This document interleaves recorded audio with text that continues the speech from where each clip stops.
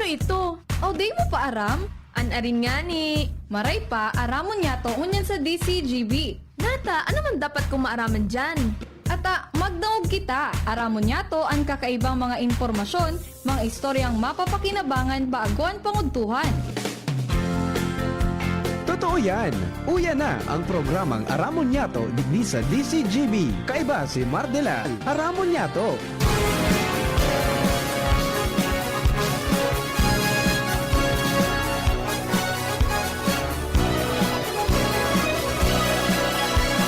Kabayan, dapat mong malaman na kailangan mong maintindihan ang usapan na may kinalaman sa iyong kapaligiran. Gaya ng aming sinabi, makinig ka dito sa inyong bahay, makikaming dito sa programa Mardela, ating kasama. Pakinggan natin si Mardela, samahan natin si Mardela. Sa balita, issue at sa komentaryo, kay Mardela tayo ay panalo. Mga tugang, good morning, good morning. Good morning po, Luzon, Visayas, Mindanao. Halipot lang iribanan tagang 11 o'clock lang po kita. Sa pag-alas 11, papasok po ang DNR Regional Office number 5 para po sa indang programang kapalibutan ta atamanon ta para ma-update po ito ang mga programa para po pangataman ang palibot pagkatapos sa mga existido asin mga bago mga leyes pangkalikasan kangani po nalay kita maipit. Ignorance of the law excuses no one, ika nga. Ako pa sa lingkod, Mardela dahil iba sa dit sa naperotian, lalo technical, na po dyan si Ronald Baldo, si Jerome Nico Martinez, dyan po sa DCGB Social Media Department, sa newsroom, si Shara May Liron, pagkatapos si Nicole Ann Gloriani, not feeling well si Jenny. Good morning man sa mga pagliban sa Mega Post Patrol, yan po dyan kabos, nakantabay. Good morning kay Mama Mading Cora Balaoro, nakantabay. Si Gerald Aranya dyan po sa LA Drive, si partner King Rinaldo dyan po sa Bangkiruhan, saka si Kuya Bob Candano dyan po sa Tabaco, si Binben Bores dyan po sa Malulibot. Happy birthday kay Bernie Jones, kan WGB OKFM, ay OKFM, WGB 106.9 dyan po sa Tabaco City. Yan, si June Bernilla, Bernie Jones. Happy birthday, June. More life, prosperity, and happiness. And sa iba pong nag-birthday, happy birthday. Ay, may press conference ko niya na pinagigibo sa Kamalig, you know? Naka-live yata yung Kamalig Municipal Police Station, eh. Nakita ko si Chief, tsaka si, ano yan, si Mayor Caloy duman sa lamisa, no? And duman po sa mga kababayan niya to, condolence naman sa mga nagkagaradan. Di, 11 pala nito gabos. May 17 anyos na ano, aki. May 11 anyos, no? Tapos si Bapa. Okay. Sige po, tabi, mga tugang.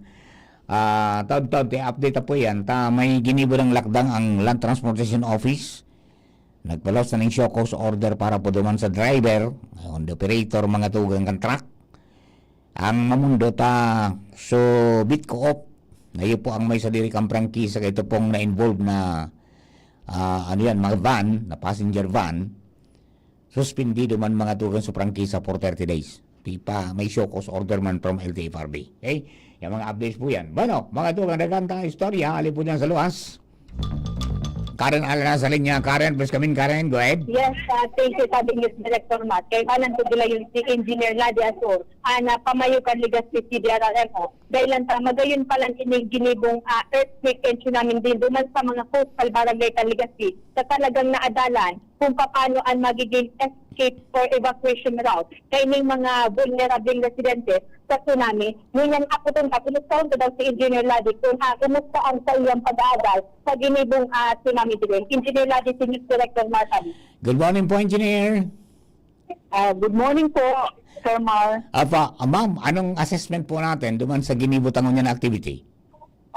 Ano po, marayman po, successful man po kami, pero ma-evaluate pa po kami, sir. Pangon niya, nagbalik po kami dito sa open court kang Sentro Baybay. Mhm. Nagturipon po digdi sa mga evaluators tsaka sa iba pang supporting agency para po mag-assess kami kang nangyaring evacuation drill. Ayun, we just hope na pag-arugan di malingawan adi. Yes po. Kaya importante po yung frequent drill. Yes, So, sabi okay. ni nga po sa barangay, we already taught them how to do it. Mhm. So, dapat hindan na po ang maging aggressive. Opo. So, pag-conducer ka yan as many times as they can during the year para po dahil malingawan. Ayun. So, sa ngunyan, like for example po, ngunyan, 50 participants lang Mhm. from each barangay, so they can involve the rest of the families sa laog ng barangay.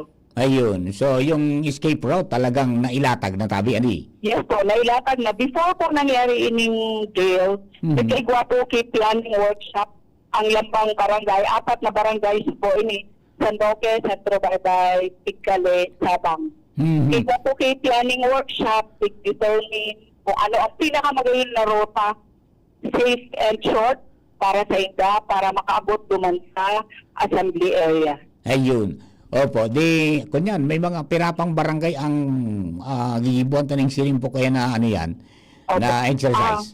Okay, igwa po kitang 18 coastal barangays. Mhm. 2 years ago or 1 year ago, natapos mi na po Surawis. Okay.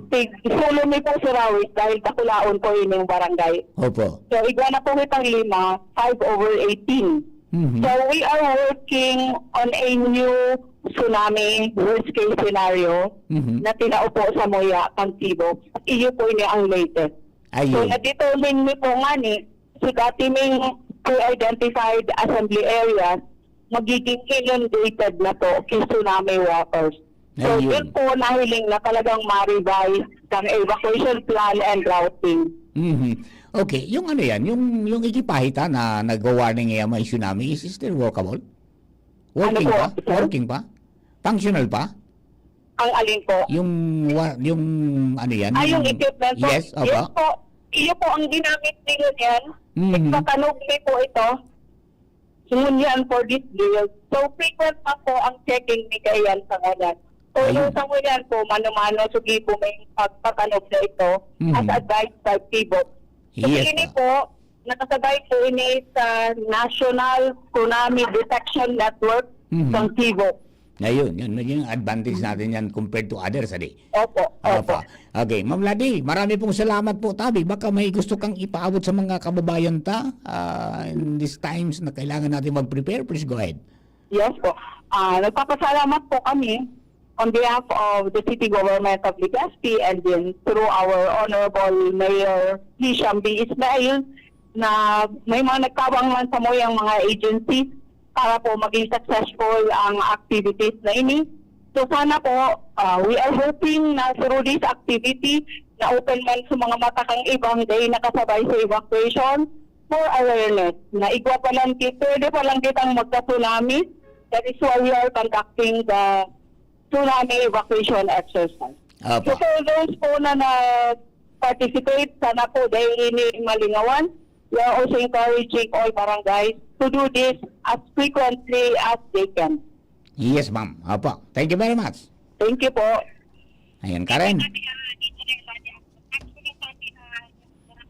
Mhm. So, yes, actually, yes, Director, kanto ginibumiling tsunami drill, pero sa mga na-determinate tickets, dapat pala nanggad, igwat yung mga additional na rescue vehicle, ining transport utility vehicle, sa durante tabi ni Director kang ginibumiling drill, talagang sa mga senior na nagkilibadig sa Muya, pati sa mga bados na natig, natig wheelchair, siyempre di man makakaya na maglakaw, pasiring duman sa safe area sa may airport road. Kaya talagang kahit kuhanin additional na transport vehicle, and sabi ni Engineer Ladiasos, dapat tutukan ng inikan syudad na matawan ining mga barangay. Kung in kaso ngayon na ang tubig dagat dito sa barangay ninda, madidipisilan sila na masalbas itong mga nasa vulnerable sector. Mhm.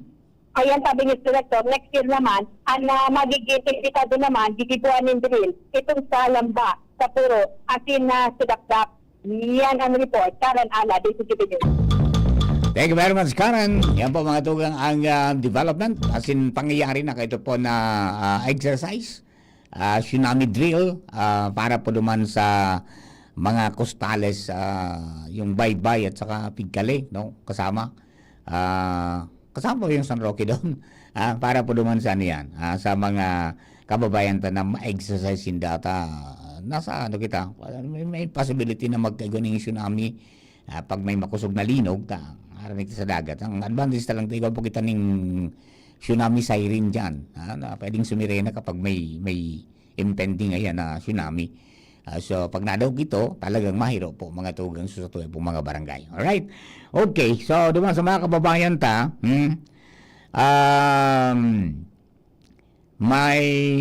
ano yan, maging alkalde mga tugang Kanabwa, si Mayor Fersin Bulan, nagpaabot na po ng pagkamundo dahil lang po duman sa nangyari kasuudma mga 9 o'clock in the morning. Kaya halos kadaklang kan mga mga pasahero duman nakalipusan na buwa, no? Including the driver. Pagkatapos may taga-Bula, may taga-Buhi, as in iba pa. Okay. So Land Transportation Office, mga tugang, nagpaluwas nin show cause order, as in sa indaman na naging pahayag, kasunod po kay itong makaturtisting pangyayari sa road cross, mga tugang sa Kamalig, sa Libod, duman sa may junction baga, kang pasiring sa bypass road asin sa padiretso sa Kamalig. Kung sa rin ang kaob mga tugang kan makaskas na nawaradaan ng prenong truck, na may karga mga tugang na tama, Vikings managad su karga ka ito, so barko baga. Rin ang kaob mga tugang su UB Express van na may rutang Nabwa, Ligaspi, hanggang sa pareho sinang nahulog duman mga tugang sa medyo huro lang na hampas sa may creek na nagresulta mga tugang sa pagkagadanin 11 out of the 12. May saro po mga tugang na nakasurvive, and padako siya nag-recover mga tugang sa sa ospital. Now sabi kan Land Transportation Office, padako sa indang investigasyon sa tragic vehicular collision na nangyari kasudma dyan po sa Purok 5 sa Libod, Kamalig. Involved po ang sarong truck as in public utility van. So truck, pigsa sabi na nawaradaan ng preno, na naging kausa para magkagawa ng collision o pagbangga sa van. Tapos sa duwang bihikulo, nahulog duman sa riverbank, na nagresulta nga sa pagkagadan mga tukaning 11. So kasunod kan initial findings, ang LTO nagpaluwas po ng show cause order sa mga involved na driver as in registered owner na kitawan sila ng 10 aldaw na mag-explikar, magpaliwanag nga taday sinda dapat patawan ng administrative sanctions for reckless driving under Section 48 of RA 4136, improper person to operate motor vehicles under Section 27, and for operating a vehicle with defective accessories under DOTC JAW 2014-01. So mga lisensya kan driver, nasa preventive suspension for 90 days, as in ang license holder, pigdirihiran na mag-surrender kan physical license sa Law Enforcement and Traffic Adjudication Service o LETAS sa LTO Regional Office 5 immediately matapos po na ma-receive ini po na order, show cause order. Ang sabi kan LTO, mantenido sindang komitido sa road safety, stake enforcement and preventing similar tragedies, and minapaabot sila ng deepest condolences to the families of the victims. So yan po ang payag po kang LTO in connection ka nangyari po. Okay. So padagos man ang press con duman mga tugang sa Kamalig. And kasuba ko na ko nag-live so Kamaligya Municipal Police Station. Maluya lang kaya su kunyan. Maluya su sound. Ganda sana nahugot natin yun na di. And anyway, diba po sa mga kababayan tao, ingat-ingat po kita. May mga, ano yan, may mga prominent, may nagadanduman pala na, ano yan, no, attorney, tapos kernel pa, babae. Diba?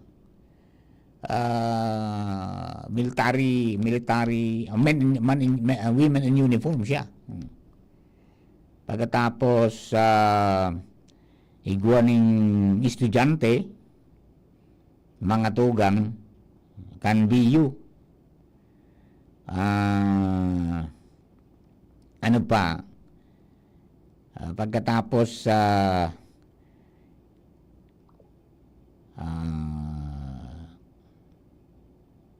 dakol, no? Ng mga kunyan. May kasintahan.